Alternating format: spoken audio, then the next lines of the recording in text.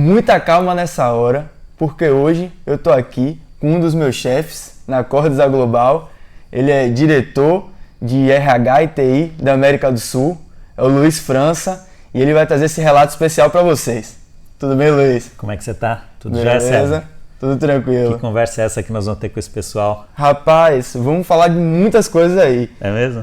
E para começar contextualizando aí, eu queria que você contasse a sua trajetória, Luiz. Vindo lá do começo da sua carreira até hoje diretor. Ninguém nasce diretor, né? Verdade, ninguém nasce diretor. Apesar que todos acham que começou logo por ali, né? O pessoal pensa isso. Mas não, todo mundo tem uma história aí por trás da sua carreira. E a minha não é nada diferente. Eu sou uma pessoa que comecei minha carreira ainda no setor financeiro, em um banco. Trabalhei lá há algum tempo, mais ou menos uns 3 anos e meio, coisa nesse sentido. E aí resolvi empreender, cara. Resolvi empreender e aí fui me tornar empreendedor, queria vender alimentos e tal. Escolhi um sócio, escolhi um modelo de negócios, mas muito ruim naquela época, ainda no começo da carreira, sem as informações que eu precisava. E a notícia interessante é que eu quebrei. Cara, fui parar no buraco e tal, não tinha grana para nada. E aí eu consegui uma oportunidade numa indústria automotiva. E a única oportunidade que eu consegui nessa indústria automotiva foi embalando peças. E aí o meu trabalho realmente era esse. Consegui ser aprovado para essa vaga de embalador. E aí eu quebrava caixas todos os dias, colocava peça dentro, tá? Aquele monte de peças e aquele armazém que as peças não acabavam nunca. E aí eu imaginava assim, pô, mas que sentido tem tudo isso? E é engraçado que comecei a despertar os primeiros pontos de transformação para toda a minha carreira. Primeiro, eu queria entender como é que eu poderia transformar aquele ambiente em um ambiente legal para eu trabalhar. E aí eu descobri que tinha um cara chamado Giba. E o Giba era o cara que embalava a peça mais rápido dentro daquele departamento.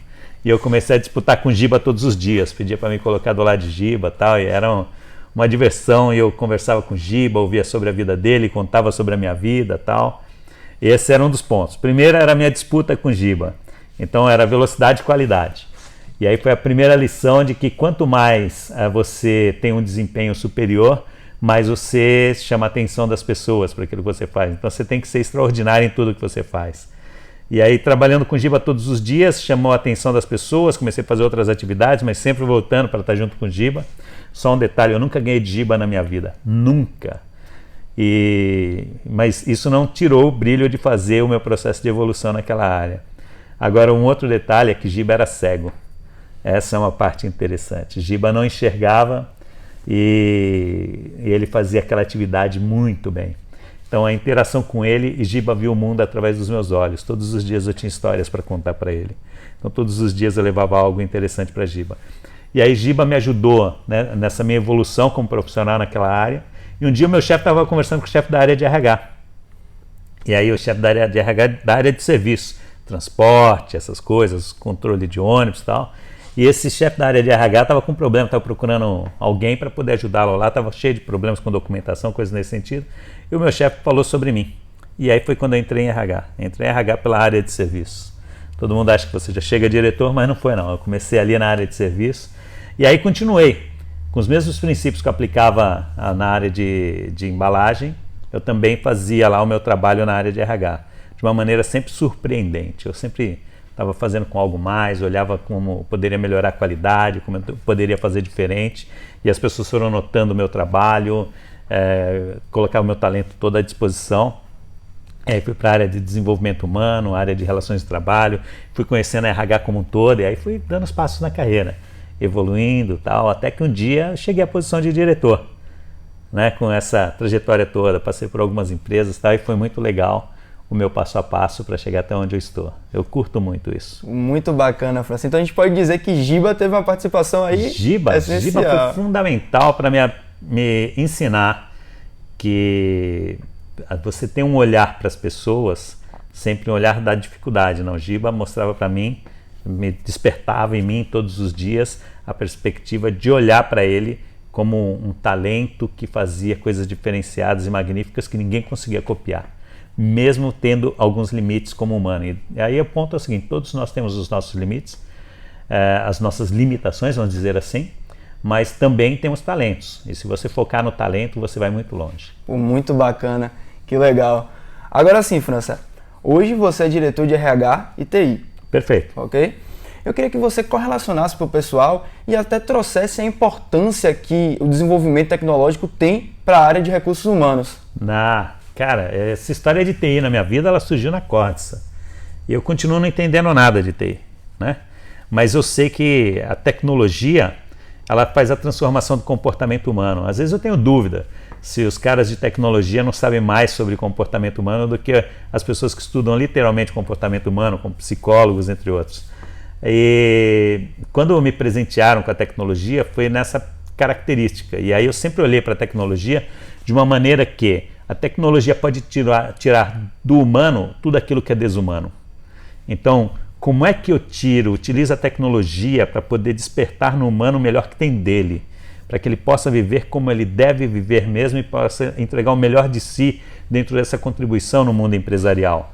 E aí essa combinação entre a tecnologia e o humano fez um bem danado para mim, na minha trajetória, na minha condição de fazer o que eu faço, porque eu pude, através da tecnologia, ajudar nesse processo de reconstrução das atividades e tarefas, para que tudo aquilo que não é bom para o humano eu pudesse tirar do contexto dele e que a tecnologia pudesse nos servir. A tecnologia está transformando o mundo, é um novo olhar. Você vê as crianças hoje utilizando os aplicativos e tudo mais de uma maneira muito intensa, que na minha época não tinha isso.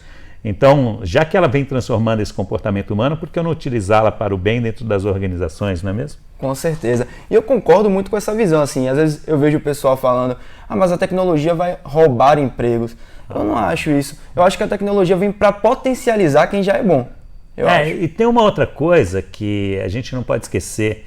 As atividades que a gente faz hoje, elas deixaram de existir. Assim como um dia teve um cara que ele era um ferreiro. E ele colocava ferradura em cavalos. Aquela era uma atividade nobre, inclusive, tá certo? Ele não imaginava que a atividade dele ia acabar. Hoje, se você falar um ferreiro, ok? Já não é mais uma atividade comum por aí. Então, as nossas atividades, a minha, a sua, de hoje, vão deixar de existir. A coisa boa é essa. E a tecnologia vem para despertar em nós as novas possibilidades que tem para fazermos como humano, para que a gente possa realmente trabalhar esse nosso processo evolutivo. O trabalho, ele faz parte desse movimento evolutivo do ser humano. É através dele que todos os dias a gente se depara com desafios e a gente se torna pessoas melhores.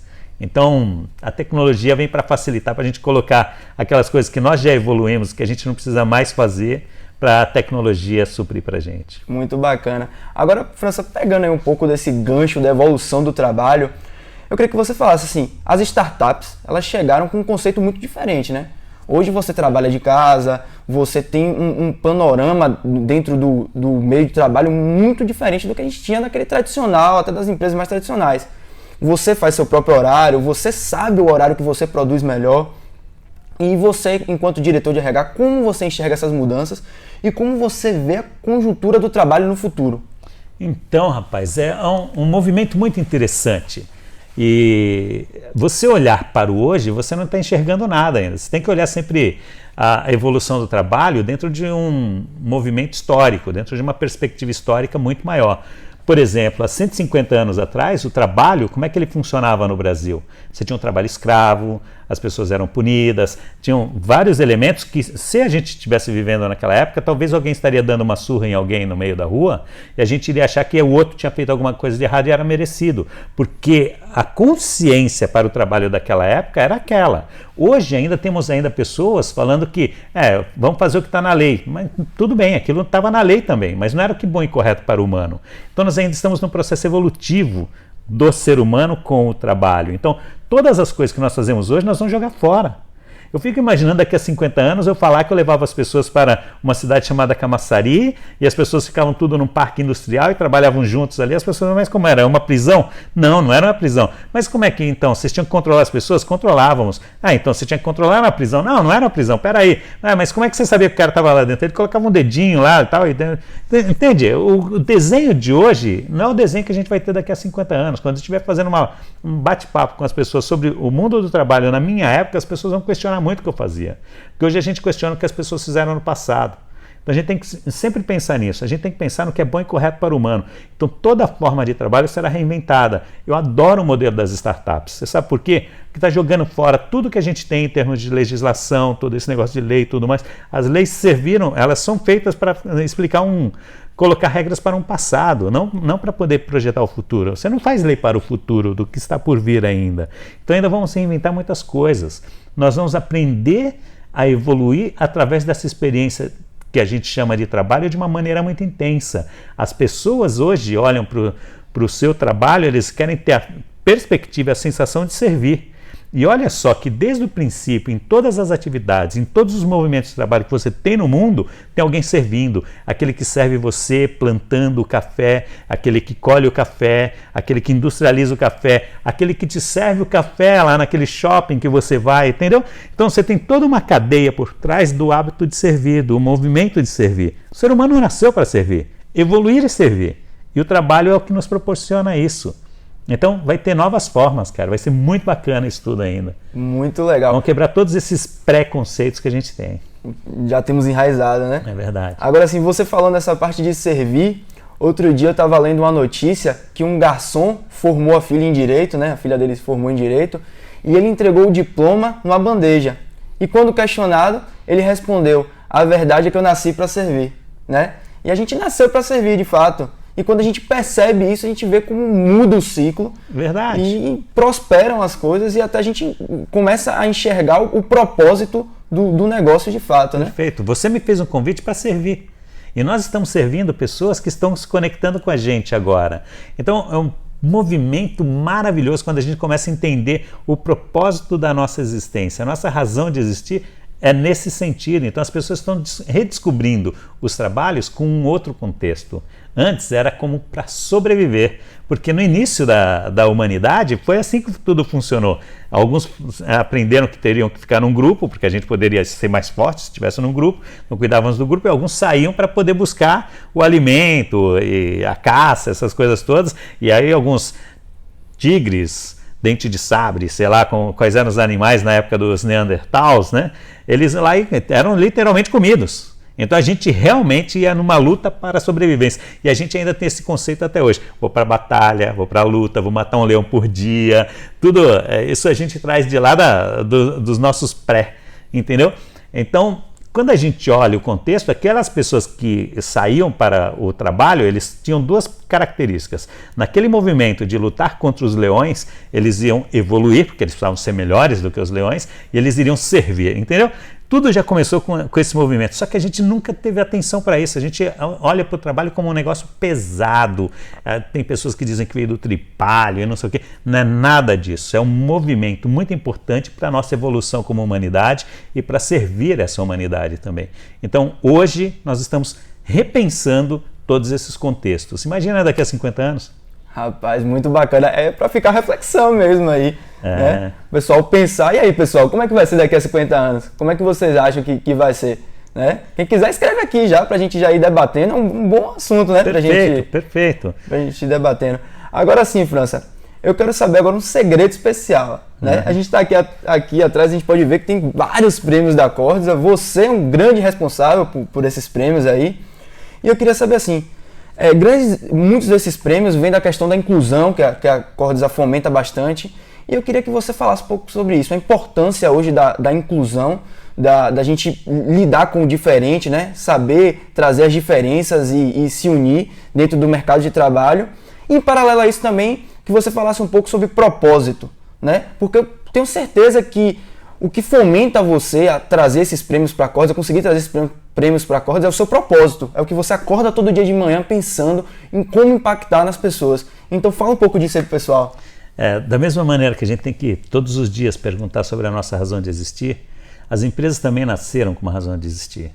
E ainda temos um olhar muito equivocado sobre o papel das empresas dentro da sociedade. As empresas têm uma conexão com as pessoas meio que espiritual. Por que eu estou falando meio que espiritual? Porque a grande descoberta é que a gente não está aqui só para dar lucro. Essa é a parte mais fácil. Dar lucro é só você aperta nas despesas, judia de todo mundo, coisa e tal, no final tal, a conta deu positivo, você deu lucro. Essa é a parte mais fácil.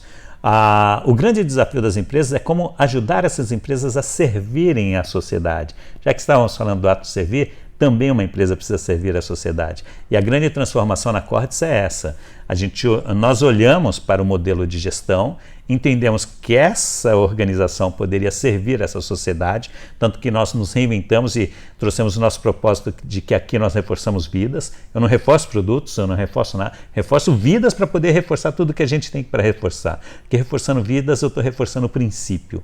E aí, com esse modelo do reforçar vidas, a gente começa a entender o quanto a gente tem de importância e representação para essa sociedade, para as pessoas que vêm para cá todos os dias, convivem juntos, são reforçadas por essa interação humana, que cada encontro humano é um encontro transformador, e o quanto a gente leva de nós para essa sociedade através das nossas relações e dos nossos produtos. Eu não entrego só produto para a sociedade e serviço, eu entrego pessoas que se transformam aqui dentro e que podem ser seres melhores.